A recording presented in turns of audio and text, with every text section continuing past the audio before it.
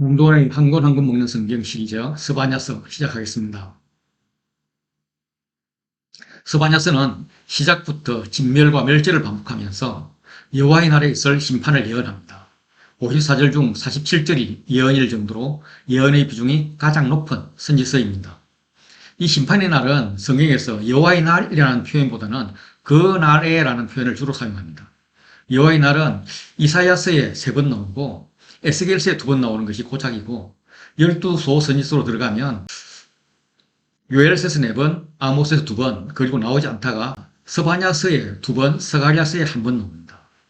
특히 스바냐서에 나오는 여호와의 날은 여호와의 희생의 날, 여호와의 큰 날, 분노의 날이요, 환난과 고통의 날이요, 황폐와 패망의 날이요, 캄캄하고 어두운 날이요, 구름과 흑암의 날이요. 경관 성읍을 치며 높은 망대를 치는 날, 내가 일어나 벌할 날 등등 다양하게 표현됩니다. 특히 여호와의 분노의 날이라고 3번 표현하고 있습니다. 그래서 스바냐는 여호와의 날에 대한 책으로 인식되어 있습니다. 소선지서 12권이 각각 독립적인 책들이긴 하지만 12권이 서로 유기적인 관계를 가지고 마치 한 권의 책이 되어서 주제와 메시지를 전개하고 있다는 것을 발견했습니다. 그래서 학자들은 소선지서를 12의 책이라고 부르기를 좋아합니다. 이 관점에서 여호와의 날이 나오는 요엘서와 스가랴서가 대꾸를 이루는데 심판의 메시지지만 이 날에 회복할 여호와의 성전 시온과 스룹바벨 성전으로 귀결됩니다. 아모스에 나오는 여호와의 날은 스바냐와 대꾸를 이루면서 공의의 하나님을 묘사하고 있습니다. 이렇게 12예언서는 교차 대꾸 구조를 이루고 있는데 F 미가를 중심으로 복음이 막 퍼져나가는 그런 모습입니다. 이 12예언서의 강조점은 언약의 성취, 즉 성전에서 하나님의 통치가 메시아를 통해서 실현된다는 것입니다. 그리고 이게 2와 2-로 가면 하나님의 나라는 이스라엘에 국한하지 않고 퍼져나갈 것이다. 니느웨와 아수르 같은 악한 나라에도 하나님의 자비가 전해질 것이고 순종하면 요나서 같은 구원을 받을 것이고 불순종하면 나홈에서 적혀있는 것 같은 멸망을 당할 것이다. 그리고 D와 D-로 가면 오바댜와 하박국이 말씀하시듯 하나님의 공의는 유다이든 에돔이든 바벨론이든 동일하게 적용된다. 그리고 아모스와 스바냐로 가면 하나님의 공의는 이루어지고 여호와의 날에 남은 자가 있을 것이다. 그래서 포로로 끌려갔을지라도 포로 귀환이 이루어질 것이고 하나님의 성전은 재건될 것이다 라는 이야기죠. 그리고 A와 A-로 가면은 하나님의 언약은 위반할지라도 멈추지 않는 하나님의 긍휼을 통해서 언약을 회복시킬 것이다. 이런 문맥으로 되어 있습니다. 스바냐 본문으로 들어가기 전에 스바냐의 배경 정보를 알아보고자 합니다. 선지자 스바냐에 대한 정보는 스바냐서 1장 1절밖에 없습니다. 스바냐는 히스기야의 현손이요 아마리아의 정손이요 그다랴의 손자요 구시의 아들이었더라. 저자는 자신을 요시야 시대에 활동한 히스기야의 4대손, 아마리아의 3대손, 그다랴의 손자 구시의 아들 스바냐라고 소개를 합니다. 히스기야가 히스기야 왕인지 아닌지 확실하지 않지만 대부분 학자들은 히스기야 왕으로 보고 있습니다. 스바냐는 여호와께서 숨기시다라는 뜻을 가지고 있습니다. 이 이름이 의미하는 것은 여호와께서 귀하게 여기신 자, 여호와께서 보호하신 자로 이해됩니다. 스바냐는 예루살렘 성에 대해서 잘 알고 있습니다. 1장 10절을 보시면 어문이 나오고요. 제2구역이 나오고 작은 산들 이런 게 나옵니다. 그 외에도 막대스란 지명도 알고 있고 사람이 많이 모이거나 거래가 이루어지는 시장 상황도 잘 알고 있습니다. 성전에서 행해지는 예식, 조직 등에 대해서도 익히 알고 있으며 우상 숭배가 만연함도 알고 있습니다.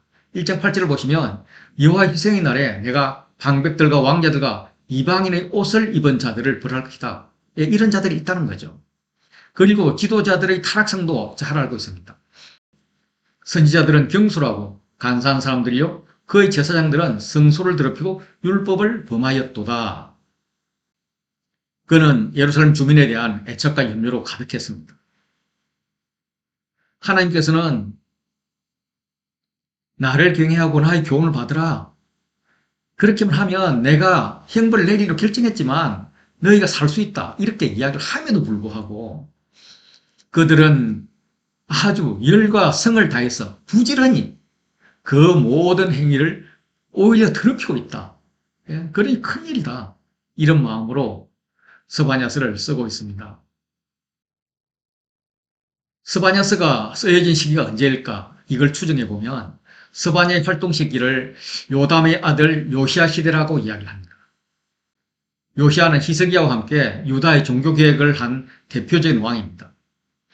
스바냐서에서 진멸에 이어 비슷한 말인 멸절을 반복하면서 멸절 대상으로 남아있는 바알, 그마림, 그리고 그 제사장들, 지붕에서 하늘의 무뼈를 경배하는 자들, 경배하며 여호와께 맹세하며 밀감을 가리켜 맹세하는 자들, 여호와를 배반하고 따르지 아니하는 자들, 여호와를 찾지도 아니하며 구하지도 아니하는 자들, 이런 자들을 언급합니다. 이는 요시야의 아버지인 아몬과 할아버지인 므낫세 시대의 종교적인 상황입니다. 그렇다면 이 예언이 선포된 시기는 요시야가 종교개혁을 하기 전이나 하는 중이라도 종교개혁을 성공하기 이전의 상황으로 판단이 됩니다. 요시야는 아버지 암몬 왕의 암살로 8세 왕이 됩니다. 그때가 BC 640년입니다. 역대하 34년 3절을 보시면 아직도 어렸을 때 곧 왕위에 있은 지 8년에 이때가 BC 632년입니다. 그의 조상 다윗의 하나님을 비로소 찾았고 제12년에 BC 628년이에요. 유다와 예루살렘을 비로소 정결하게 하여 그 산당들과 아세라 목상들과 아로새긴 우상들과 부어 만든 우상들을 제거하여 버렸다. 다시 말해서 8세 왕이 되었고 제12년 20살이 되었을 때 그때의 종교개혁을 시작을 했다. 이런 말입니다. 그리고 6년 후 요시아가 왕위에 있은 지 18째 해에 그때 성전 정결하기를 이제 마치고 수리에 들어갔는데 그걸 수리하면서 성전에서 여호와의 율법책을 발견했습니다. 그래서 종교개혁이 본격적으로 시작된 것은 요시아 18년 BC 622년이 됩니다. 한편 스바냐서 2장 13절 14절에 보면 니느웨에 대한 멸망 예언이 있습니다. 니느웨의 멸망이 BC 612년입니다. 그렇기 때문에 기록된 시기는 니느웨의 멸망보다 앞이겠죠. 그렇다면 쓰여진 시기는 요시아가 즉위한 640년 이후 그리고 612년 이전이 됩니다. 선지자 스바냐가 왕족이었을 가능성에 근거하면 그가 어린 요시아에게 영적인 영향력을 행사해서 왕으로 하여금 전심으로 여호와를 따르게 하였을 것이라는 추측이 있습니다. 스바냐는 미가 이사야 선지자가 히스기야 시대에 예루살렘에 대해서 말씀을 선포한 후에 약 70년 만에 다시 유다와 예루살렘에 대해서 말씀을 선포한 첫 선지자입니다. 하나님은 70년 동안의 침묵을 깨시고 스바냐를 통해서 유다와 예루살렘에게 다시 말씀하셨습니다. 당시 정치적인 상황을 보면 대대적인 종교개혁으로 북이스라엘 지경까지 통치영역을 넓힌 히스기야가 죽고 그 아들 므낫세가 12살의 왕이 되어서 무려 55년을 통치하는데 그는 아버지 히스기야의 계획을 완전히 되돌리는 그런 악행을 합니다. 여호와 보시기에 악을 행하여 이런 표현이 많이 나옵니다. 이 므낫세의 영향을 받아서 유다와 예루살렘 주민들도 악을 행했는데 여호와께서 멸하신 모든 나라보다 더 심했다고 합니다. 그래서 므낫세의 꾀임을 받고 악을 행한 것이 엄청 심했다. 열왕기에는 므낫세는 가장 나쁜 왕으로 기록되어 있습니다. 그래서 하나님께서 므낫세 때문에 유다를 멸망하고 용서하지 않을 것이라고 말씀을 하셨습니다. 역대기를 보면 여호와께서 아수르 왕 에살핫동 군대 지휘관들이 와서 치게 하셨고 그들이 므낫세를 사로잡고 쇠사슬로 결박해서 바벨론으로 끌고 가는 기록이 나옵니다. 그리고 므낫세 말년에 그가 환난을 당해서 비로소 하나님 여호와께 간구하고 하나님 앞에 크게 겸손해서 기도합니다. 하나님께서 그의 기도를 받으시면서 그의 간구를 들으십니다. 기도하였으므로 하나님이 그의 기도를 받으시며 그의 간구를 들으시사 그가 예루살렘에 돌아와서 다시 왕위에 앉게 하시매 므낫세가 그제서야 여호와께서 하나님이신 줄 알았더라. 하나님 은혜를 안 후에 아버지 히스기야의 길을 걷기 시작합니다. 그리고 므낫세가 죽고 아들 아몬이 20세 왕이 되어서 2년간 다스립니다. 그런데 그의 행함은 아버지 므낫세의 회개점과 같이 여호와 보시기에 악을 행하였습니다. 이 아몬이 그의 아버지 므낫세가 스스로 겸손함 같이 여호와 앞에서 겸손하지 아니하고 므낫세는 8년에 다시 겸손하게 돌아왔는데 이 아몬이 그의 아버지 므낫세가 스스로 겸손함 같이 여호와 앞에서 스스로 겸손하지 아니하고 므낫세의 초기 통치와 같이 더욱 범죄를 하니까 그의 신하가 반역해서 왕을 궁중에서 죽이게 합니다. 그래서 요시아가 어린 나이에 왕이 된 것입니다. 요시아가 8세에 왕이 되어서 31년을 다스렸습니다. 그의 통치는 여호와 보시기에 정직하게 행하여서 다윗의 길로 걸었다라는 평가를 받습니다. 특히 좌우로 지우치지 않았다는 표현이 추가되어 있습니다. 요시아의 어린 시절을 보면 8세에 왕이 됩니다. 8년 차인 16세에 비로소 다윗의 하나님을 찾았고 12년 차인 20세에 유다와 예루살렘을 비로소 정결하게 했습니다. 이 정결 작업은 요시아 왕 18년까지 진행되었고 정결이 마무리되자 성전 보수공사에 들어갔습니다. 성전 보수공사를 하기 위해서 성전에 보관된 헌금을 꺼낼 때 제사장 hil기야가 여호와의 율법책을 발견했던 것입니다. 요시아는 이 율법책에 명령한 것처럼 언약을 갱신하기로 결심했습니다. 이는 그동안 끊어졌던 여호와 하나님과의 관계를 회복시키는 것이고 백성들이 알게 함으로써 지속 가능한 자기 점검과 예배를 할 수 있게 하는 것이었습니다. 이 시기에 주변 정세를 보면 아수르의 마지막 왕 아수르바니팔이 BC 627년에 죽습니다. 그리고 극심한 리더십 부재에 빠져요. 바벨론은 626년에 나포볼리살이 즉위하면서 독립을 선언했고 아수르를 압박했습니다. 바벨론은 메대와 동맹을 맺고 614년에 아수르의 부수도인 아수르를 정복했고 612년에 수도인 니느웨를 정복했습니다. 그러니까 아수르의 유일한 희망은 이집트와 손을 잡는 것이었습니다. 그러나 이집트를 돕던 프삼틱 1세도 BC 610년에 죽습니다. 주변 강대국의 세력이 약해져 있는 동안에 요시아는 종교개혁을 단행했고 아마도 아수르의 주로 편입되었던 북이스라엘 지역을 정복해서 사실상 통치하고 있었을 것입니다. 아수르의 패전병들이 갈거미스 근처에 있는 하란에 모여있었습니다. 이 시기에 프삼틱 1세, 프사메티쿠스라고 하죠. 는 죽었고 그 뒤를 이어서 애국왕 느고가 바로가 됩니다. 그는 신흥 강대국인 바벨론을 견제하고 근동의 군주가 되겠다라는 야심을 가지고 아수르를 도와서 바벨론과 싸우러 갈그미스로 진군을 합니다. 느고가 아수르를 도우러 간다면 반드시 통과해야 될 곳이 이스라엘 지역입니다. 역대 35장 20절을 보면 이 모든 일 후 요시아가 성전을 정돈하기를 마친 후 애국왕 느보가 유브라데 강가의 갈거미스를 치러 올라왔으므로 요시아가 나가서 방비하였더니 유다왕 요시아는 예루살렘에서 머깃도까지 나가서 애굽의 진군을 막았습니다.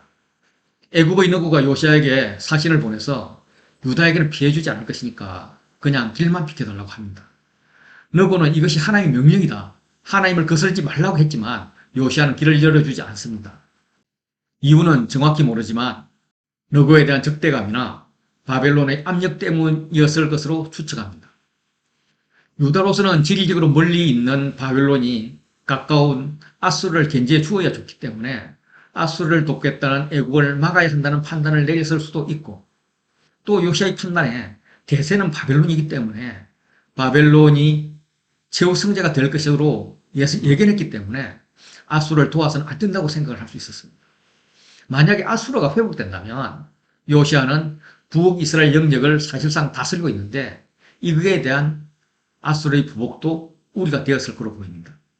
요시아는 이 머깃도 골짜기에 싸웠고 활에 맞아서 중상을 입고 예루살렘으로 급히 돌아왔지만 조상들의 묘실에서 장사하게 됩니다. 당시 종교적 상황을 추정해보면 요시아가 아직 계획을 성공하기 전이어서 유다 왕국은 우상숭배가 극에 달해 있었습니다. 므낫세는 그의 아버지 히스기야가 헐어버린 성당들을 다시 세우며 이스라엘 왕 아합의 행위를 따라 바알을 위하여 제단을 쌓으며 아세라 목상을 만들며 일월 성신을 경배하며 섬기며 또 흰눈의 골짜기에서 그의 아들들을 불 가운데로 지나가게 하며 또 점치는 사술과 요술을 행하며 신접한 자와 박수를 신임하여 여호와 보시기에 악을 많이 행하였다. 그래서 여호와께서 진노하였다라고 합니다. 므낫세가 그의 아들들을 불 가운데로 지나게 한 것으로 보아서 최소한 2명 이상의 아들들을 몰렉에게 바쳤던 것 같습니다. 므낫세가 물론 말년에 바벨론으로 끌려가서 지난 날을 회개하고 다시 왕으로 복귀하여서는 종교 정화 작업을 했지만 그의 아들이자 요시아의 아버지인 아몬이 므낫세 못지않게 우상을 섬기고 악을 행했습니다. 아몬이 그의 아버지 므낫세가 만든 아르소긴 모든 우상에 제사하여 섬겼으며 이렇게 범죄를 했습니다. 그러니까 므낫세의 약 55년 중에 거의 전부 그리고 아몬의 2년 동안의 이 악행, 이 우상 숭배로 인해서 요시아 초기는 완전히 우상이 판을 치는 그런 세상이었습니다. 스바냐의 구조를 보면 스바냐는 크게 두 단원으로 구분됩니다. 앞부분은 1장 1절부터 3장 8절까지 심판입니다. 여호와의 심판의 날에 대한 겁니다. 그리고 3장 9절부터 20절은 회복. 이 중에 2장 4절부터 15절이 모압, 암몬, 구스, 아술에 대한 심판입니다. 그래서 요게 이제 한 단락으로 사실 구분이 되는데 여기다 3장 1절부터 8절까지를 붙여서 요 전체를 한 단락으로 보는 경우가 많습니다. 그래서 단락을 하나, 둘, 셋으로 나누죠. 여호와의 날이라는 단어가 7절과 1장 7절 14절에 나와요. 그래서 이 부분을 여호와의 날 그리고 이후에 심판 구원 이렇게 볼 수도 있고 이 부분이 이제 유다에 대한 심판이 주로 나오니까 유다 심판, 열방 심판. 그래서 종합적인 여호와의 날에 대한 회복 이렇게 볼 수도 있습니다. 또 뭐 다른 관점에서 또 볼 수도 있겠죠. 그래서 유다와 예루살렘에 대한 심판인데 이 부분은 열방에 대한 심판이고 그리고 이 부분은 범세계적인 회심과 예루살렘 구원이다. 뭐 이런 제목을 붙일 수도 있습니다. 스바냐가 어떤 구조를 생각하고 썼는지 정확히는 우리는 알 수는 없지만 표제를 제외한 부분이 2장 1절부터 3절이 중심이 되는 이런 교차대구 구조로 보는 학자들이 많이 있습니다. 이 중심에 회개촉구가 있는데 회개촉구는 수치를 모르는 백성들아 모일지어다 모일지어다 아버지 품으로 모여라. 거기서 너희는 여호와가 누군지 찾자. 공의와 겸손을 구하라. 그러면 여호와의 분노의 날에 아버지에게 구함을 당할 것이다. 아버지의 품은 안전한 곳이다. 이렇게 이야기를 하고 있는 겁니다. 일반적인 교차대꾸라면은 심판에 이어서 이제 구원 메시지, 회복 메시지가 나와야 되는데 계속 심판입니다. 그리고 3장 9절에 가서야 회복 메시지를 내는 것은 하나님께서 아이고 이제 내가 항복했어. 그래서 3장 9절 이후에는 내가 너희를 조건 없이 회복시킬게. 이런 메시지이죠. 다시 말해서 아니 그렇게 해도 해결하지 않는단 말이야. 그렇게 해도 해결을 하지 않는단 말이야. 그렇게 벌을 주어도 그래. 에고 내 새끼 죽어가는 걸 내가 어떻게 보나. 더 이상 못 보겠어. 차라리 내가 죽지. 그래 내가 모든 것을 책임지고 용서하마. 뒤처리도 내가 하마. 회복을 지나서 번영으로 가게 하마. 이런 아버지의 마음이 아주 애절하게 표현되어 있는 그런 구조이죠. 또 다른 학자들은 교차대꾸로 보기는 보지만 3장 1절부터 5절까지를 교차대꾸의 중심으로 보는 분들도 있습니다. 이거는 이제 1절부터 8절이 사실 심판 메시지인데 이 중에서 1절부터 5절은 3인칭 단수로 그 성읍을 말합니다. 그래서 예루살렘으로 볼 수가 있어요. 그런데 6절부터 8절은 내가 하면서 1인칭으로 돌아와서 여러 나라 모든 성읍을 이야기를 해요. 복수를 지칭하는 거죠. 그래서 이거는 열방의 심판으로 이렇게 볼 수가 있습니다. 그러면 이제 열방의 심판과 열방의 심판이 대꾸가 되고 여호와의 날과 여호와의 날이 이렇게 대꾸가 되면 3장 1절부터 5절 예루살렘이 타락상을 비판하면서 화 있을진저 하는 심판의 메시지가 중심에 들어간다는 거죠. 그래서 예루살렘 지도자들아 너 이러다 다 죽어. 너희만 죽는 것이 아니라 백성들까지 다 죽어. 그 가운데 계시는 여호와는 의로우사 불의를 행하지 아니하시고 아침마다 빠짐없이 자기의 공의를 비추시거늘 불의한 자는 수치를 알지 못하는구나. 지금도 여호와는 아침마다 빠짐없이 자기의 공의를 비추시고 있잖아. 빨리 돌아와. 네, 이런 느낌으로 읽게 합니다. 스바냐서를 여러 번 묵상하고 나서 여러분들께서 선택하면 될 것 같습니다. 또 다른 구조로 봐도 좋겠고요. 이제 본문으로 들어가고자 합니다. 1장은 주로 유다에 대한 심판입니다.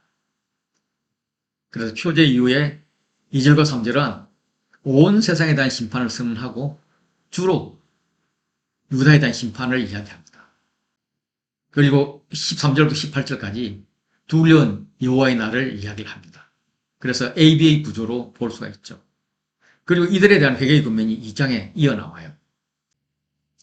스바냐서는 요시아 왕 시대에 예언한 말씀입니다.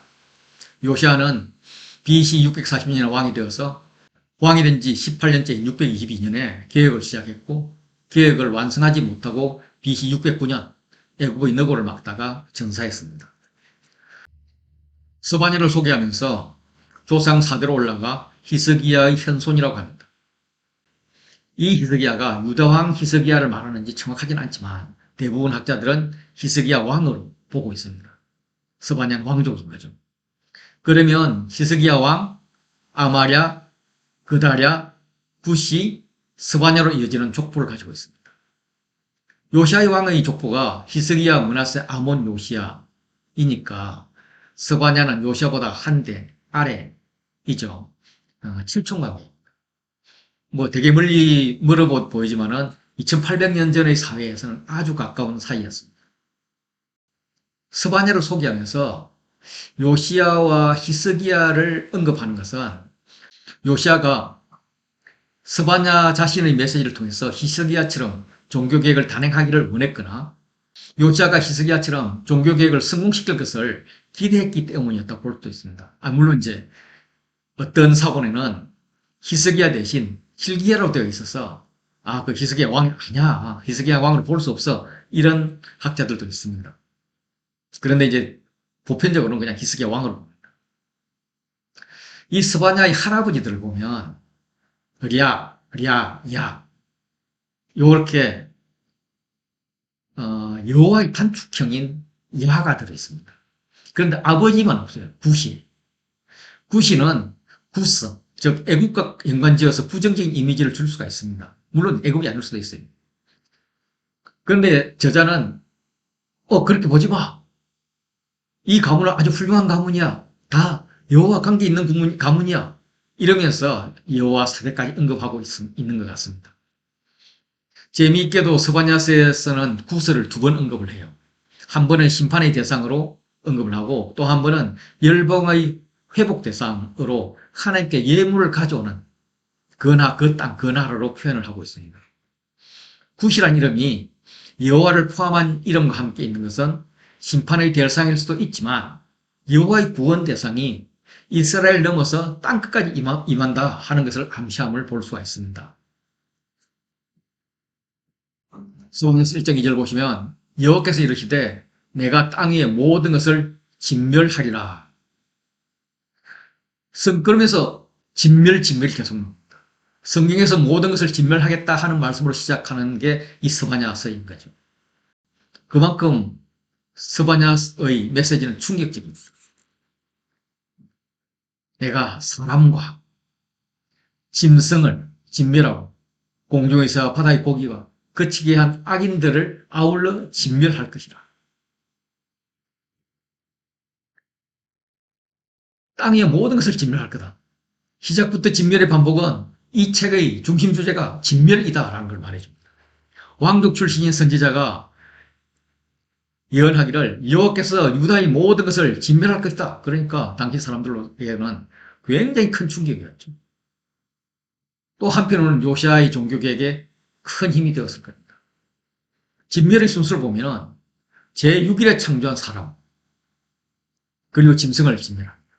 그리고 5일에 창조한 공중의 새, 그리고 바다의 물고기를 진멸합니다. 창조의 절정이라고 볼 수 있는 5일, 6일째 창조한 것이 사라진다는 것은 심판의 심각성을 이야기하고 있습니다. 바다의 고기까지 진멸하는 것은 노아의 홍수보다 더 심각한 그런 심판입니다. 창조는 이런 피조물들이 생육하고 번성하도록, 그래서 땅에 충만하도록 했습니다. 그런데 이제는 반대로 썰어버리겠다, 진멸시키겠다, 멸절시키겠다라고 합니다. 역창조의 징계입니다. 그것도 창조의 역순으로 진멸이 이루어집니다. 가장 마지막에 창조했던 사람, 그리고 그 앞에 창조했던 짐승, 그 앞에 창조했던 공중에서 바다 고기, 이가 진멸됩니다. 완벽한 역창조인 거죠. 피조물의 심판과 멸망에서 강조되는 것은 사람입니다. A에도 사람이 나오고 A-에도 악인과 사람이 나옵니다. 모든 자가 진멸의 대상이고 모든 자가 여호와 보시기에 악인이라는 거예요. 세상 심판의 책임이 사람에게 있다는 것입니다. 그치게 하는 것은 아마도 걸림돌이고 우상일 것입니다. 이 원인은 인간의 악한 심성 때문입니다. 인간의 타락으로 피조물을 바르게 사용하지 않고 우상으로 섬기게 되기 때문입니다. 악한 인간이 선하게 창조된 피조물을 악하게 사용한다, 이런 말이죠. 그래서 사람 때문에, 아담 때문에 땅이 저주를 받고 인간들 때문에 노아의 홍수가 임했던 것처럼 인간들이 피조물을 우상화하기 때문에 이 땅의 모든 피조물에게 심판을 내린다, 이런 말씀인 거죠. 하나님은 유다와 예루살렘의 모든 주민들 위해 손을 피겠다고 이야기합니다. 이건 하나님께서 적극적으로 개입하겠다는 말씀이에요. 공격한다, 대적한다, 쓴다, 이런 의미입니다. 이 손을 편다는 것은 그 행동의 기원이 출애굽입니다.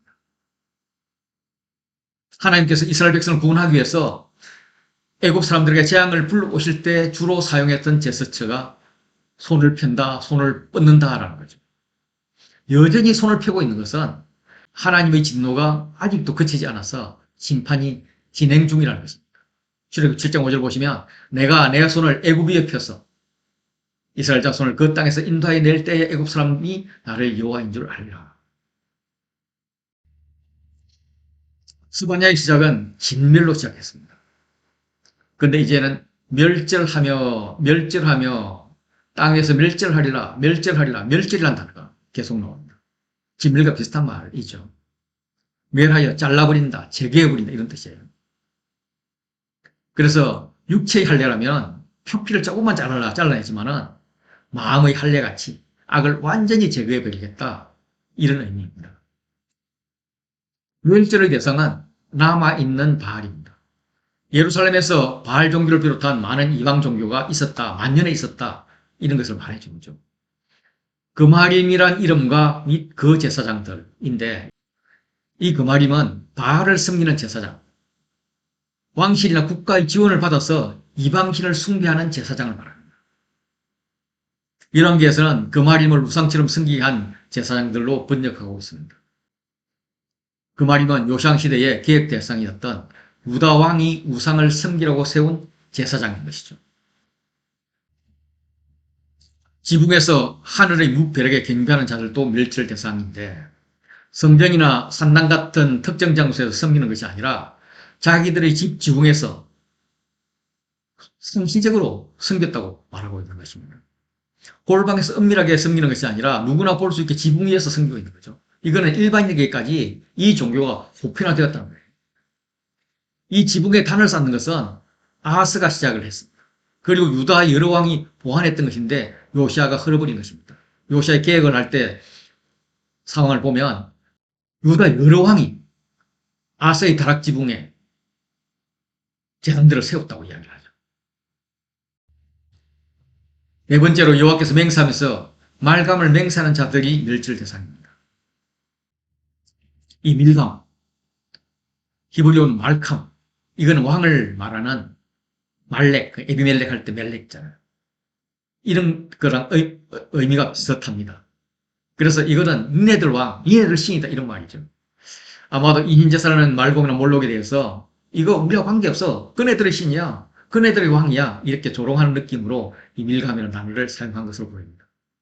이들은 종교 혼합주의자들입니다. 여호와도 섬기고 하나님 이름으로 맹세도 하면서 동시에 암몬과 모압 족속을 섬기는 신을 숭배하는 것이죠. 이런 혼합주의를 하나님께서 가장 싫어한다는 우리 모르는 자들입니다. 그 외에도 여호와를 배반하고 따르지 아니하는 자들, 여호와를 찾지도 아니하며 구하지도 아니해야 하는 자들이 멸절 대상입니다.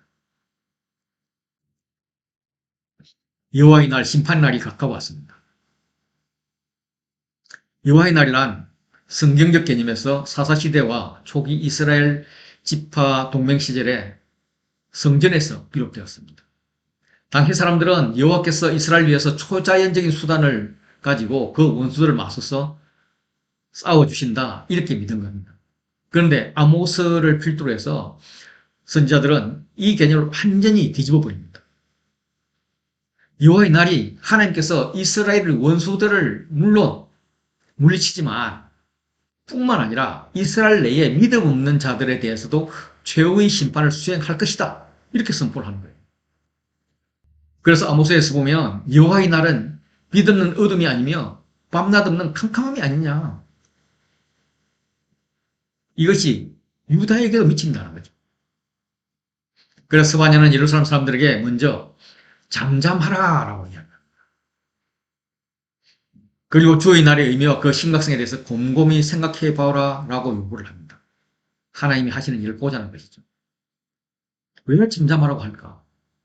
잠잠하는 것은 구원과 관계이기 때문입니다. 이사야 3장 15절 보면 너희가 돌이켜 조용히 있어야 잠잠하여야 구원을 얻을 것이고 잠잠하고 신뢰하여야 힘을 얻을 것이다 라고 이야기합니다. 여호와께서 희생을 준비하고 그가 청할 자들을 구별하셨습니다. 희생은 구약에서 제사와 관련해서 사용되는데 제물을 희생하고 대신 사람이 하나님과의 친밀한 교제를 한다 이런 것을 의미합니다. 그리고 청할 자는 일반적으로 잔치에 청하죠.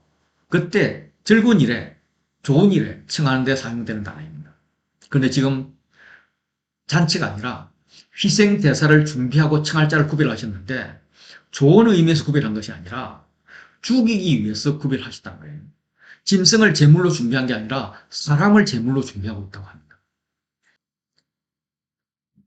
제사장들이 하나님께 대한 제사를 우상의 제사로 변절시켜버리기 때문에 이제 하나님께서 직접 제사를 준비하신 것입니다. 백성은 하나님과 친밀한 교제를 하는 자들이었는데 이제는 제물이 되어야 할 그런 처지가 된 것이죠. 주의 날이 유다와 예루살렘의 구원의 날일 것으로 잔뜩 기대했는데 자신들을 죽여서 제사를 드리는 날이 된 것입니다. 진멸의 대상자들은 방백들, 지도자입니다. 아직도 요시아가 리더십을 발휘하지 못한 상태에서 폭력을 가지고 불을 축적한 자들입니다. 왕자들은 요시아가 아직 어리기 때문에 요시아의 아들들이 아니라 왕족들을 말한다고 볼 수 있습니다. 이방인 옷을 입은 자들로 볼 때에 당시 상류층을 중심으로 이방인의 옷, 압수르의 옷이 유행하고 있었던 것 같습니다. 이방의 의복을 입는 자들은 당시 강대국의 문화를 수용해서 자신의 부와 권력을 과시하는 사치스러운 그런 인물들을 말합니다. 당시의 문화를 수용하는 것은 그들의 종교를 수용하는 것입니다. 따라서 이방의 옷을 입은 자들은 우상 숭배와 관련된 자들인 거죠.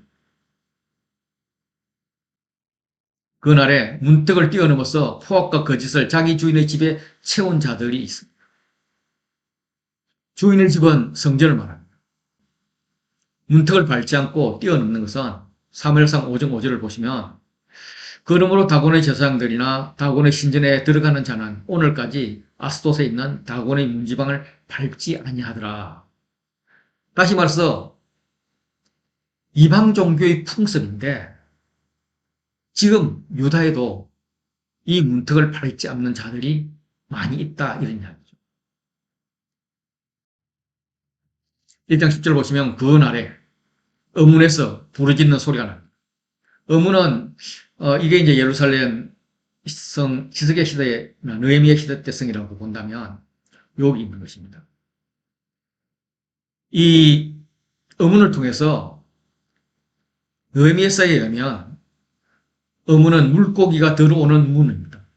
물고기에 다른 다양한 물건들이 예루살렘 들어와서 시장이 열렸던 곳으로 보입니다. 제2구역에 울음소리가 일어나요.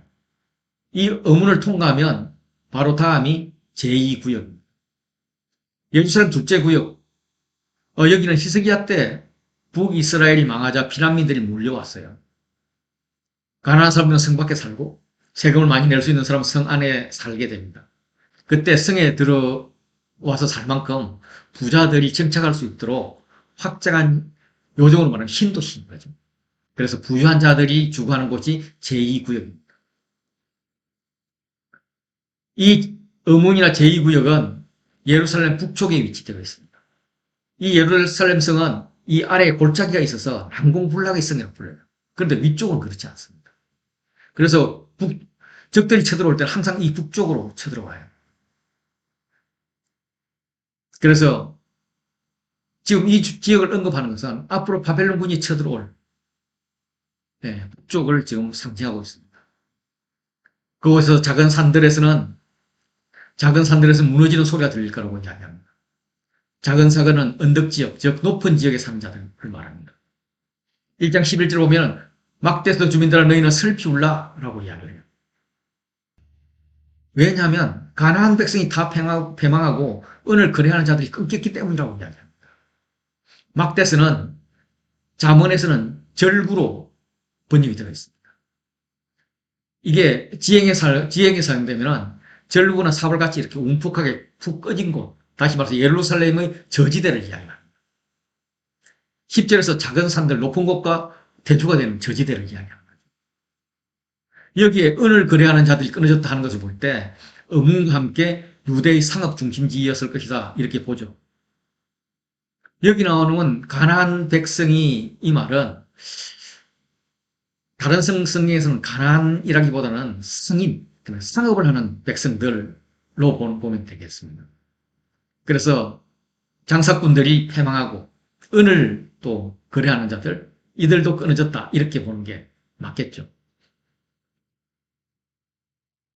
다시 말해서 상업지역이든 주거지역이든 높은 곳이든 낮은 지역이든 다 슬피 울어야 할 대상이 되는 것입니다. 12절은 두루 찾아 벌하리니 두 동사로 하나님 하실 일을 말씀하시고 13절에 그 결과를 이야기합니다. 그들은 포도주 찌꺼기 같은 자라고 이야기합니다. 이 찌꺼기는 포도주를 만들 때 발효 과정에서 아래쪽으로 가라앉는 찌꺼기를 말해요. 좋은 포도주를 만들기 위해서는 이 찌꺼기만 남기고 맑은 술을 즉시 다른 부대에 옮겨야 됩니다. 예레미야 48장의 묘사를 보면 가라앉은 찌꺼기는 무엇에도 방해받지 않고 평안한 상태를 말합니다. 모압은 젊은 시절부터 평안하고 포로도 되지 아니하였으므로 마치 술이 그 찌꺼기 위에 있고 이럴 때 그 찌꺼기로 사용돼요. 이 찌꺼기는 걸쭉하게 되었다가 점점 엉축되고 단단히 굳어버립니다. 하나님 진리의 말씀으로 굳은 것이 아니라 자신들의 사고, 자신들의 세계관으로 굳어버린 것이죠. 그래서 그들의 사고에는 여호와께서는 복도 내리지 아니하시고 화도 내리지 아니하신다 이런 생각을 하는 거예요. 레위기 26장과 신명기 28장에는 여호와의 계명을 따르는 자와 따르지 않는 자에 대해서 복과 화를 분명히 하고 있습니다. 다른 성경도 마찬가지죠. 그런데 여호와께서 복도 내리지 않고 화도 내리지 않다 이런 생각을 하는 것은 하나님이 세상을 다스리는 왕이시다 하는 것을 완전히 거부하는 것입니다. 여호와를 힘없는 일반 우상으로 죽어버린 신으로 이렇게 취급하는 것입니다. 자신의 삶을 여호와와 연관시키지 않는 자들에 대한 하나님의 판결은 두루 찾아서 벌하는 것입니다. 스바냐는 여호와께서 감추셨다, 여호와께서 간직하셨다, 이렇게 이런 의미입니다. 그래서 환난 날에 감추시고 보호하는 하나님을 지금 선지자가 이야기 표현을 하고 있죠.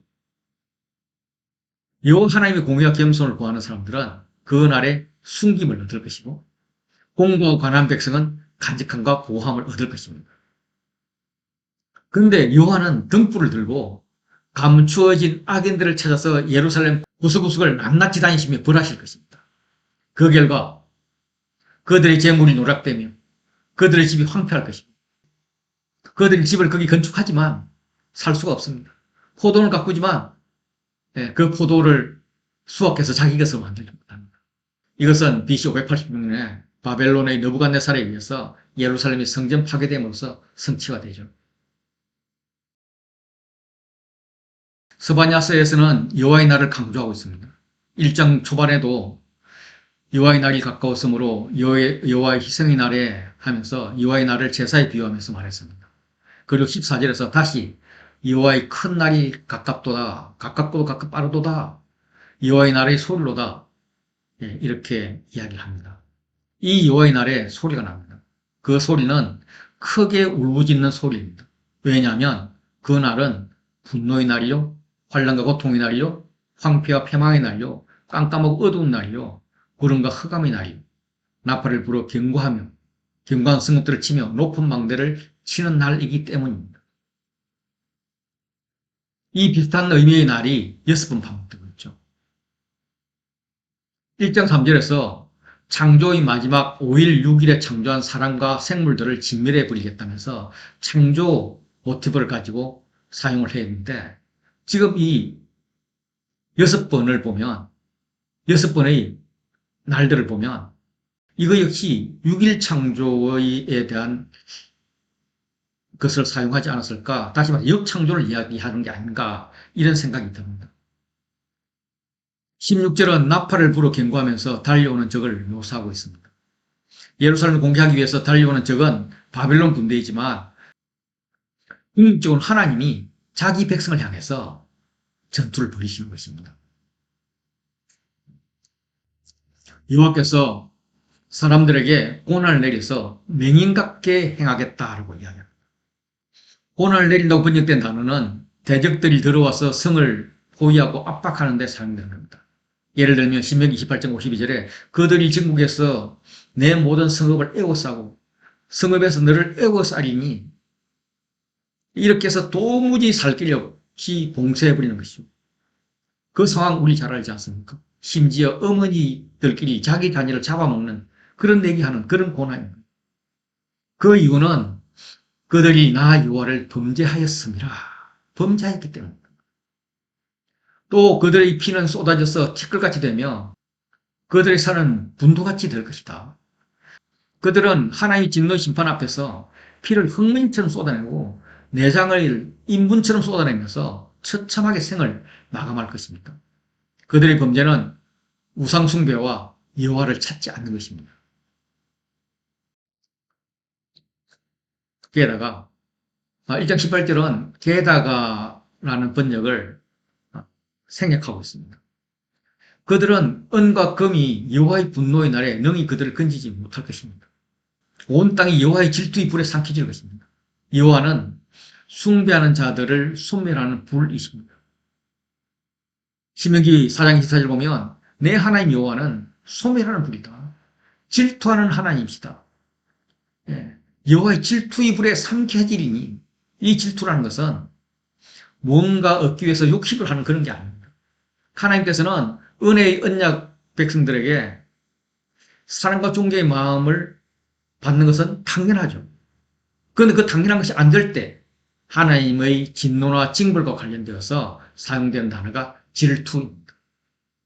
이렇게 질투의 불에 삼켜지게 되는 이유는 여호와가 이 땅 모든 주민을 멸절하되 놀랍게 멸절하기로 결심했기 때문입니다. 이는 그들이 여호와께 범죄했기 때문이죠. 여호와의 날은 분명히 온다는 것은 신약에서도 이야기합니다. 로마서 2장 5절 보시면 진노의 날, 곧 하나님의 의로운 심판이 나타나는 그 날에 임할 진노를 내게 쌓는도다. 예, 이렇게 얘기합니다. 종말은 예수 그리스도의 나타나신 것 더불어 이미 시작되었습니다. 우리가 심판 때 어떻게 될 것인가 하는 것은 지금 이 땅에서 우리가 예수 그리스도에 대해서 어떻게 행하고 있느냐에 달려 있습니다. 그러므로 이를 아는 우리는 주께서 우리를 예수 그리스도 날에 책망할 것이 없는 자로 끝까지 견고하게 세워지기 위해서 지극히 선한 것을 분별하며 또 진실하여 허물 없이 그리스도의 날까지 이르고 예수 그리스도로 말미암아 의의 열매가 가득해서 하나님의 영광과 찬송이 되도록 몸과 마음을 드려야 합니다. 이걸 빌립보서에서 이야기하고 있죠. 이장으로 가면 1절부터 3절은 1장의 연속입니다. 회개를 근면하는 거죠. 그리고 4절부터 15절은 열방의 심판입니다. 회개의 촉구에 의해서 열방의 심판이 광범위하게 임할 것을 암시하고 있습니다. 이스라엘 중심으로 서쪽 블레셋, 그리고 동쪽의 모압과 암몬, 남쪽의 구스, 북쪽의 아수르, 이렇게 동서남북 모두를 심판하고 있습니다. 2장 1절부터 3절은 교차듣고 구조에서 중심에 있어서 강조되고 있습니다. 모일지어다 모일지어다 명령을 사용하면서 사태의 심각성을 말하고 있습니다. 모일지어다는 집이나 나무를 줍는다, 주워서 모은다 이런 의미입니다. 지금 살아남기 위해서 나무나 짚을 주워 모을 때가 아니다. 너희 자신을 주워 모아라. 그래서 싹 쓸어버리겠다고 합니다. 이게 응포일까? 아닙니다. 이건 하나님의 애원입니다. 백성아, 이 수치를 모르는 백성아, 이제는 수치를 깨닫고 나에게 모일지어다. 제발 모여만 달라. 이런 하나님의 애원입니다. 수치는 흠이 있고 온전하지 못함을 말합니다. 갈망하지 않는 백성이다. 이런 뜻도 있습니다. 그러나 이들에게도 구원을 받을 시간이 남아있는 거죠. 하나님은 이들도 회개하고 구원받기를 바라십니다. 그런데 급하죠. 비판 표현을 사용하면서 점층적으로 그 의미를 강조합니다. 이 날이 지나가기 전에. 여호와의 진노가 너희에게 내리기 전에. 여호와의 분노의 날이 너희에게 이르기 전에. 모여라. 하루하루가 바람에 겨날듯 신속히 허무하게 지나가고 여호와의 명령이 시행될 날이 다가온다. 순식간에 여호와의 날을 알는 명령이 선포될 것이다. 그 날에 아무도 여호와의 진노를 피할 수가 없다. 그러니 모이라. 이렇게 이야기합니다. 그러니 그들은 좀처럼 모이지 않습니다. 그래도 하나님은 오래 참고 기다리십니다. 베드로서 3장 9절에 보면 주의 약속은 어떤 이들이 더디다고 생각하는 것 같이 더딘 것이 아니라 오직 주께서 너희를 대하여 오래 참으사 아무도 멸망하지 아니하고 다 회개하기에 이르기를 원하시기 때문에 그렇다는 거죠. 그래서 주의 오래 참으심이 구원이 될 줄로 그렇게 알아라라는 거죠. 여호와의 규례를 지키는 세상의 모든 겸손한 자들아, 너희는 여호와를 찾으라. 공의와 겸손을 구하라. 그러면 너희가 혹시 여호와의 분노의 날에 순금을 얻을 수 있을 것이다. 겸손은 자신의 나약함을 인정하고 하나님의 도움을 바라는 사람의 태도입니다. 자신이 틀릴 수 있음을 알고 비판을 받아들이고 그로부터 배우는 태도입니다. 이건 하나님과의 관계에서 이루어지죠. 자신의 능력이 자신에게 있지 않고 하나님께 있음을 인정하는 것입니다. 성경은 겸손한 자에게 복이 있다고 합니다. 예수님이 그 모델이죠. 정리하면 여호와의 분노의 날에 명령이 내려졌습니다. 시행만 기다리고 있습니다. 진노가 내려오고 있습니다. 여호와의 날이 오고 있습니다. 여호와의 분노의 날에 살 길이 있는데 일단은 모이라, 모일지어다, 모여야 합니다. 공동체를 회복해야 합니다. 그 공동체에서 무엇을 해야 할까? 여호와를 찾는 거죠. 영적인 문제입니다. 공의를 구하는 겁니다. 도덕적인 문제이죠. 겸손을 구하는 겁니다. 삶의 태도인 거죠. 이는 두인과 비인의 구분에서는 비인의 문제입니다. 내가 누구인가 살펴보면 죄인임을 알 수가 있습니다. 하나님은 누구신가 살펴보면 죄를 용서해 주실 분이라는 거죠. 그럼 하나님은 내 편이신가? 이것은 하나님과 나와의 관계입니다. 바른 관계의 정립을 위해서는 하나님을 부지런히 찾고 하나님 앞에서 겸손해야 합니다. 그의 공의 안에 있어야 됩니다. 나 혼자가 아니라 공동체가 그렇게 해야 된다는 거죠.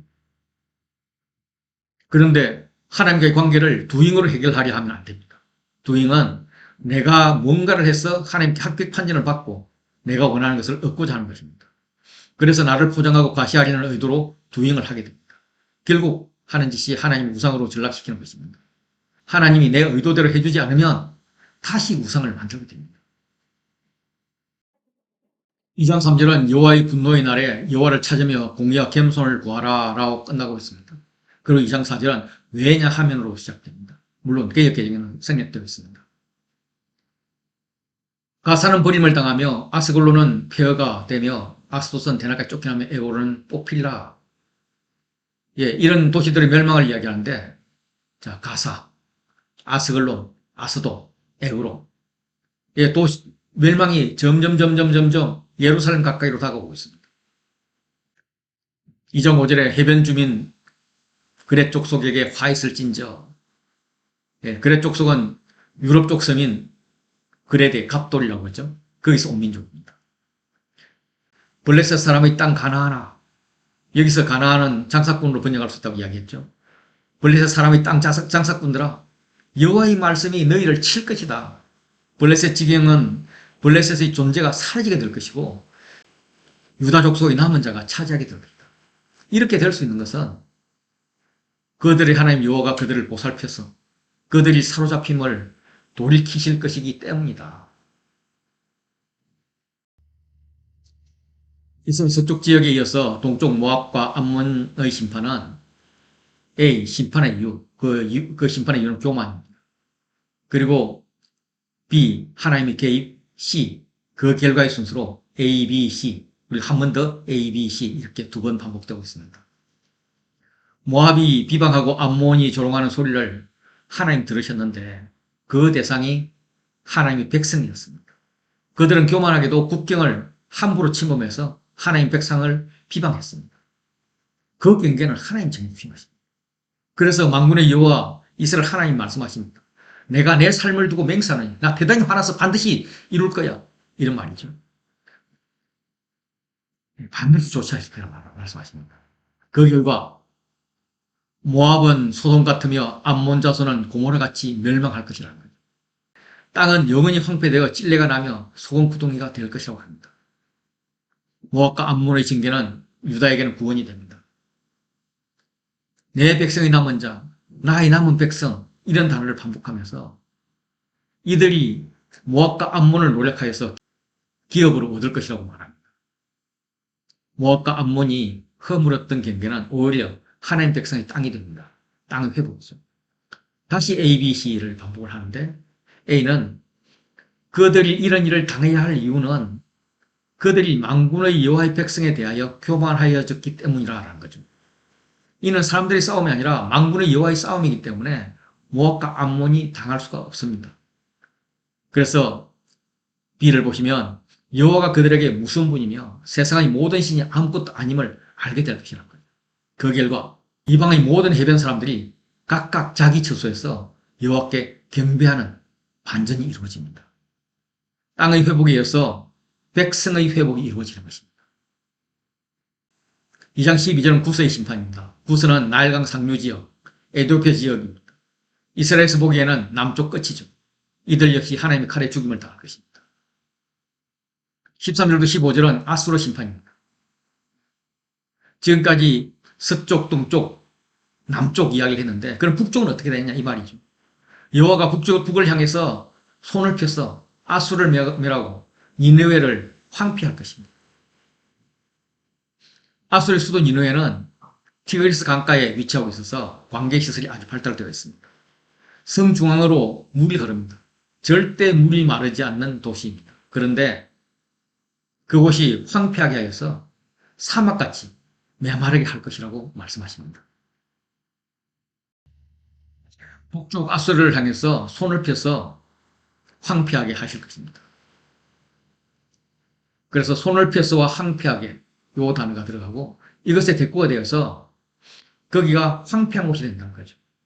그리고 지나가는 자들마다 비웃으면서 손을 흔든다는 겁니다. 이렇게 손과 손, 황폐가 대꾸가 되는 그 가운데에 어떻게 황폐되었는가라는 것이 기술되었습니다. 그 땅은 각종 짐승이 차지할 것이고 당아와 고슴도치가 집 기둥과 창문 구석구석을 차지하게 될 것입니다. 그래서 그 집의 문턱은 드나드는 사람이 없어서 적막할 것입니다. 백향목으로 지어진 것이 벗겨지고 더 이상 화려함을 볼 수 없을 것입니다. 그들은 기쁨의 성회로 자부했고 거주하는 데 염려가 없다고 생각했습니다. 하나님이 주신 안전은 축복이었지만 이로 인해서 교만해졌습니다. 아수르는 극도로 교만해 있던 나라입니다. 마음속에 이르기를 오직 나만 있고 나 외에는 다른 이가 없다 이러면서 스스로 하나님이라도 된 양 우쭐거렸습니다. 이들에게 재앙이 내려집니다. 니느웨는 BC 612년 바벨론의 침공으로 함락되었습니다. 지나가는 자들이 깜짝 놀라서 한마디 하죠.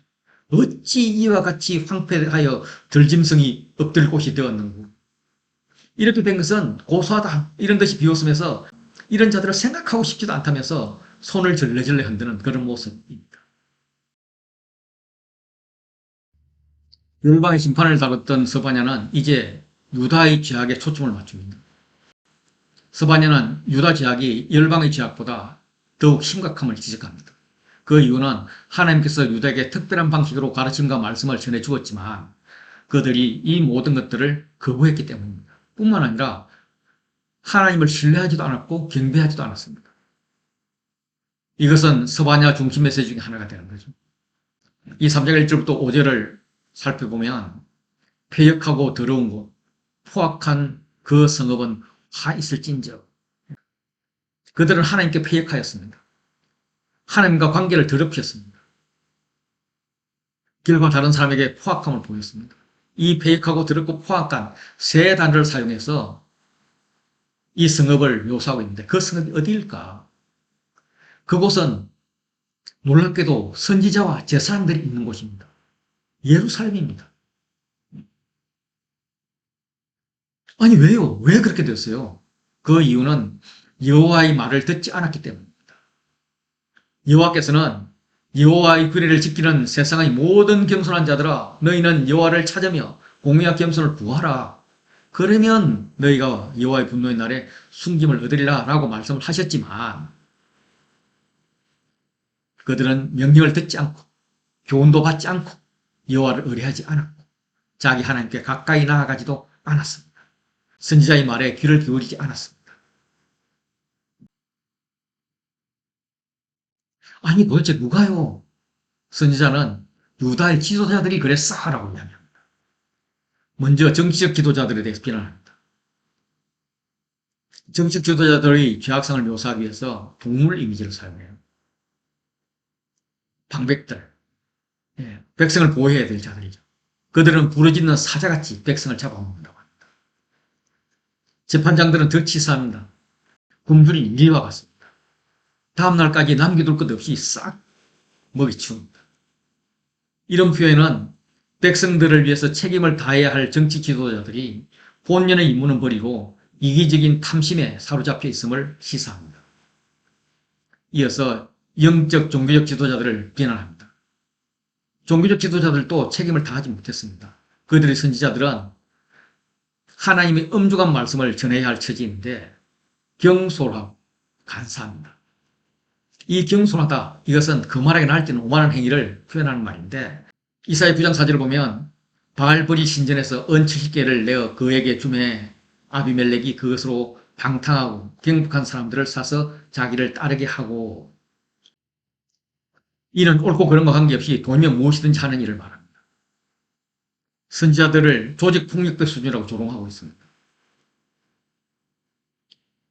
간사한 자는 반역자 혹은 배신자를 의미하고 있는데 겉과 속이 다르고 거짓말한다는 의미입니다.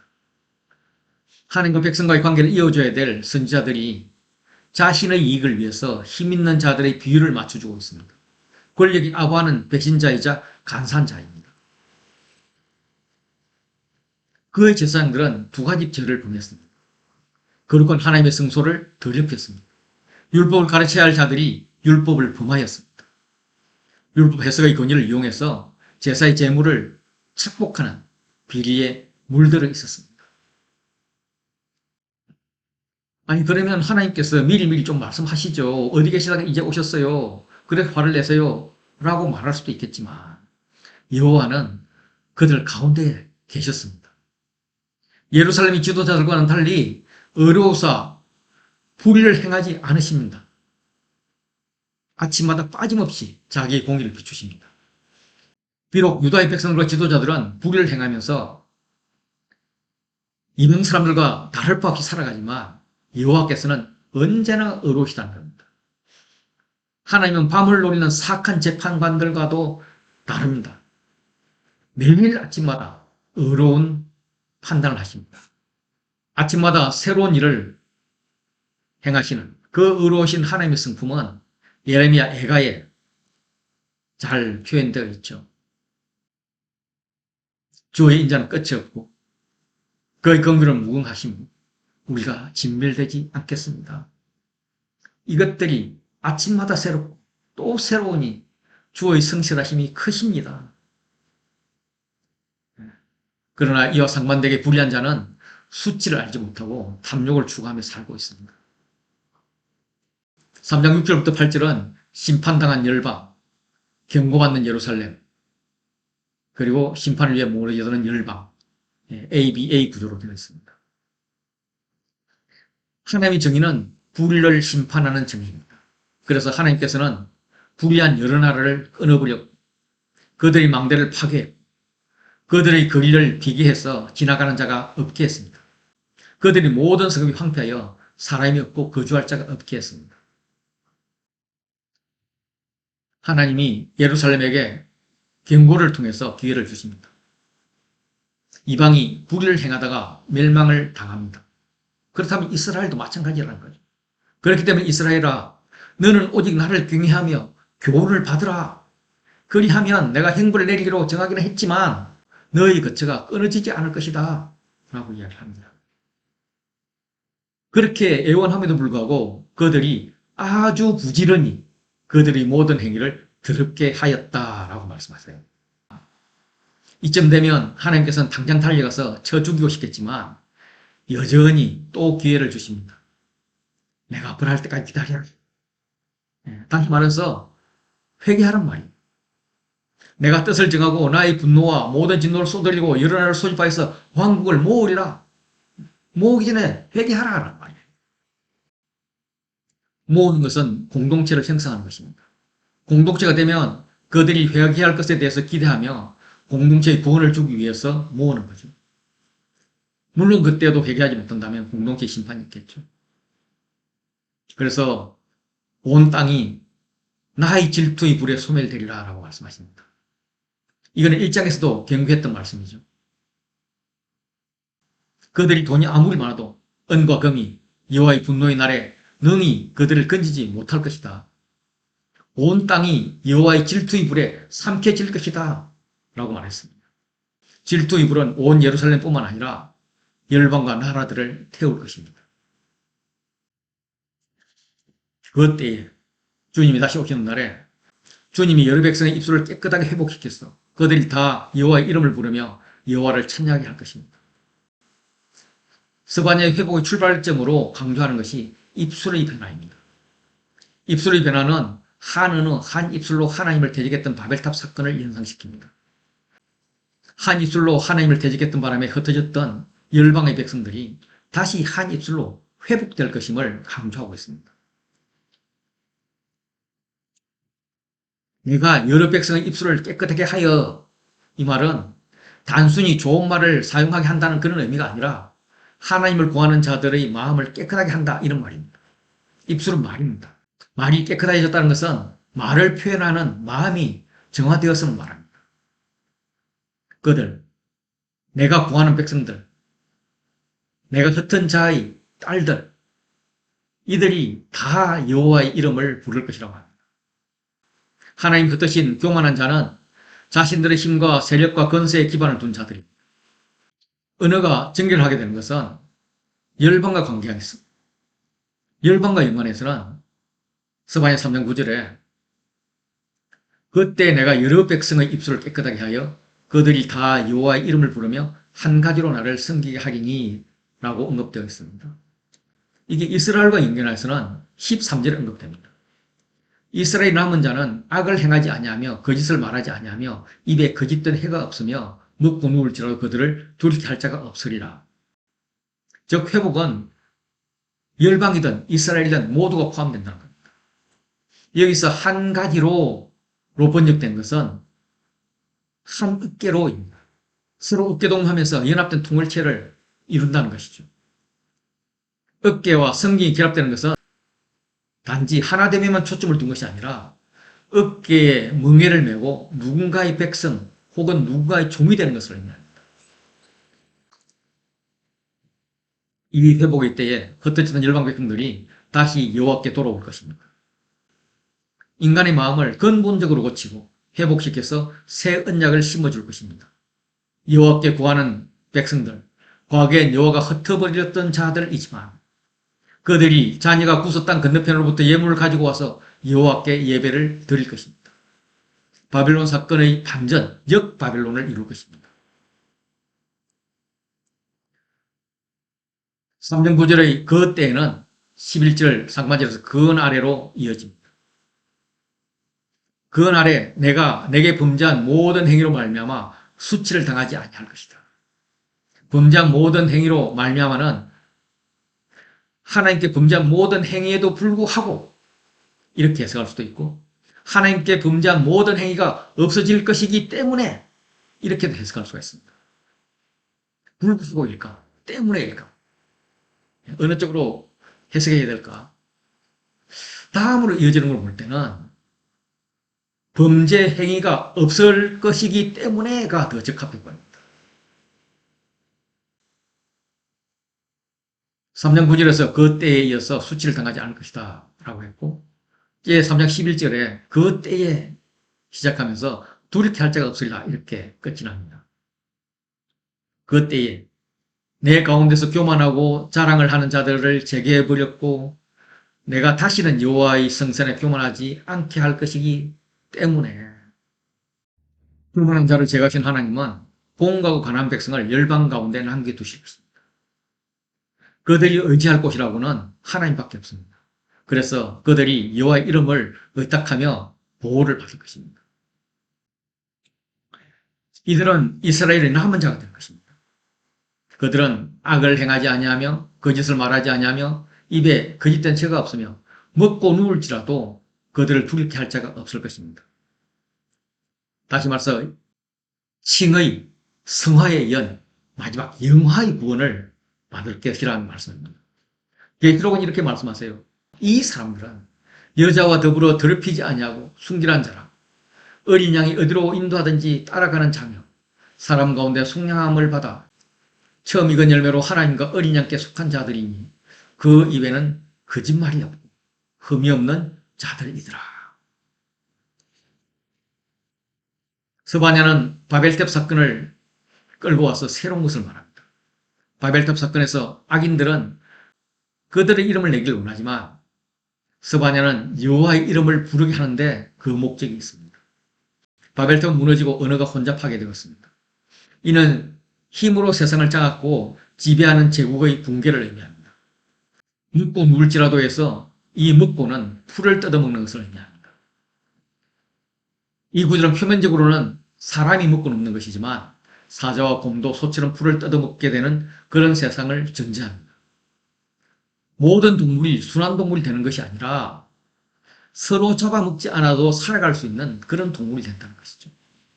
황폐해진 성읍에서 들짐승들이 누릴 것은 평화도 있고 눕고 먹어도 아무 두려움이 없습니다. 이는 하나님 백성의 평화인 것이죠. 스바냐는 시온의 백성들에게 노래할 것을 명령합니다. 여호와께서 왕으로 도래하여서 대적들을 섬멸하실 것임을 선포하고 여호와께서는 그들 가운데 거하심으로 결코 두려워할 필요가 없음을 확신하고 이스라엘 향한 여호와의 사랑과 고통받는 자들의 평안과 안전을 약속하십니다. 3장 14절부터 17절은 기쁨의 노래로 불려집니다. 이것은 이제 교차대 구조로 되어 있죠. 이런 짝수 교차대기 구조에서는 A와 A-가 강조됩니다. 시온은 하나님으로 인해서 기뻐하라라고 말합니다. 그러면 하나님은 너 시온으로 말미암아 기뻐하실 것이라는 그런 노래입니다. 시온의 딸들아 노래할지어다. 이스라엘아 기쁘게 부를지어다. 예루살렘 따라 전심으로 기뻐하며 즐거워할지어다. 여호와가 내 형벌을 제거하였고 내 원수를 쫓아냈으며 이스라엘 왕 여호와가 내 가운데 계시니까 내가 다시는 화를 당할까 두려워하지 않을 것이다. 그 날에 그들을 두렵게 할 자가 없으리라. 다시는 화를 당할까 두려워하지 아니할 것이라. 그래서 두려워하지 말라. 이걸 사람들도 인정을 합니다. 이제는 내 손을 널 말라. 무릎을 세우고 두 주먹을 불끈지라. 손을 널 것은 두려움을 나타내는 표현과 함께 사용되어서 특정한 상황에서 무력한 사람의 모습을 묘사합니다. 너희 하나님 여호와가 너 시온 공동체를 향해 부르는 하나님의 노래가 들리는가?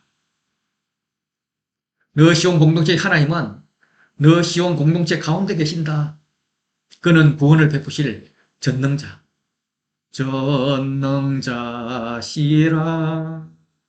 그가 공동체로 인하여 기쁨과 충분을 이기지 못하며 몸을 너무나 기뻐서 부르르 떨고 계시는데, 그러나 겉으로는 잠시 조용히 입 은근히 그 사랑을 표현하십니다. 그렇지만 속으로는 너로 말미암아 큰 소리로 노래하며 즐거이 노래하며 기뻐하시고 있습니다.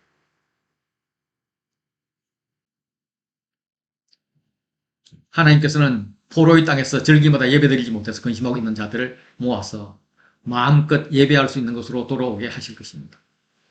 3장 18절에 모으리니, 이것은 1장 2절 3절에 나왔던 진멸이란 단어랑 같습니다. 여호와께서 이르시되 내가 땅의 모든 것을 진멸하리라. 진멸 혹은 모으다로 번역되는 이 아세프, 아소프, 이런 단어는 모아서 처분한다 이런 의미예요. 서반에서 순수하게 그냥 모은다 이런 단어는 2장 1절에서 사용합니다. 수치를 모르는 백성들아 모일지어다 모일지어다. 이렇게 모으기라고 하는 이유는 진멸이 아닙니다. 숨겨서 보호하시는 것입니다.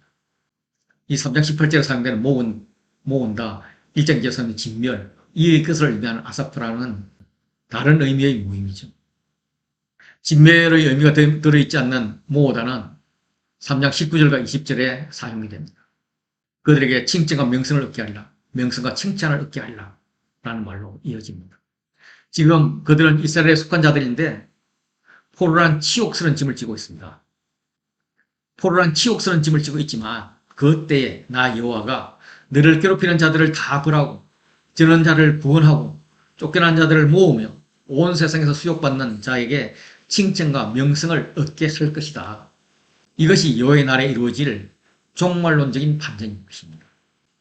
구원하다와 돌아오게 하다가 대응된다는 점에서 구원은 쫓겨나고 흩어진 삶으로부터의 회복이고 다리가 불편함으로 인해서 공간 삶으로부터의 회복을 의미한다고 할 수 있습니다. 그때에 내가 너희를 이끌고 그때에 내가 너희를 모을지라. 내가 너희 목전에서 너희 사로잡힘을 돌이킬 것이다. 칭찬과 명성, 이는 이제 너희의 것이다. 하나님이 사로잡히던 이들을 다시 돌아오게 하실 일의 놀라움을 강조하기 위해서 너희의 목전에서라는 단어를 쓰고 있습니다. 이 표현은 잡혀갔던 이스라엘이 스스로 보기에도 예상하지 못했던, 기대하기 어려웠던 그런 놀랄만한 일들이 이루어지고 있음을 강조하고 있습니다. 모으다를 기준으로 정리하면 1장 2절에 땅 위의 모든 것을 모을 것이다. 모아서 진멸할 것이다. 라고 했습니다. 진멸하기 위해서 모으는 거예요. 그리고 2장 1절은 수치를 모르는 백성들에게 모일지어다 모일지어다 급하게 부르십니다. 죄를 짓고도 수치를 모르는 자는 죽어서 마땅한데 그럼 모아서 한꺼번에 진멸하려나 보다 라고 생각이 드는데 진멸이 아닙니다.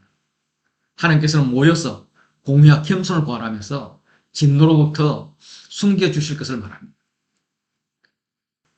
3장 18절에 절기로 말미암아 근심하는 자들을 모으시겠다고 합니다. 모아서 진멸하시겠다는 말입니다. 불필요한 부담을 주지 않겠다는 거예요.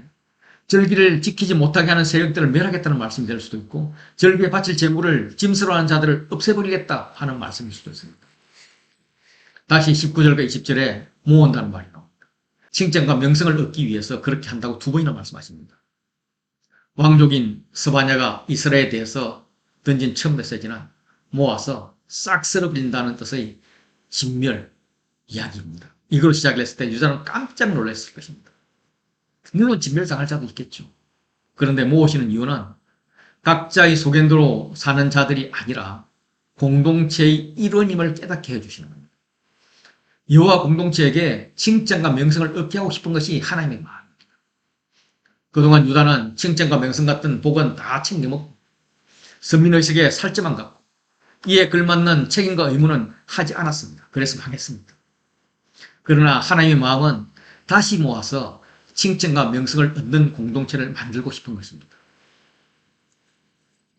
하나님이 원하시는 이스라엘 공동체의 책임과 의무는 제사장 나라가 되는 것입니다. 하나님 말씀을 잘 듣고 깨우치고 열방을 이해할 수 있는 말로 연구해서 열방이 하나님께로 모이게 하는 것입니다. 하나님 나라를 살아감에 있어서 백성의 모임, 공동체는 필수입니다. 공동체에서 성령 충만을 받아서 죄를 씻고 치유하며 회복할 수 있습니다. 공동체에서 보호받으며 공동체가 한 마음으로 힘을 합할 때 칭찬과 명성을 얻게 될 것입니다.